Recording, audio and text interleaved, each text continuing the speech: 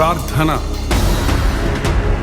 నా పేరు పెట్టబడిన నా జనులు తాము తగ్గించుకొని ప్రార్థన చేసి నన్ను వెతకి తమ చెడు మార్గములను విడిచిరేడల ఆకాశము నుండి నేను వారి ప్రార్థన విని వారి పాపములను క్షమించి వారి దేశమును స్వస్థపరచుదునన్న దేవా, మా దేశమును కనికరించము.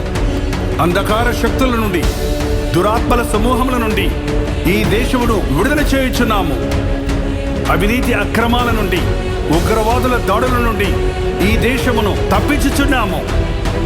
నానా విధములైన బాధలతో, వ్యాధులతో, రుగ్మతలతో బాధపడుచున్న వారిని నజరేయుడైన యేసుక్రీస్తు నామములో స్వస్థపరచుచున్నాము.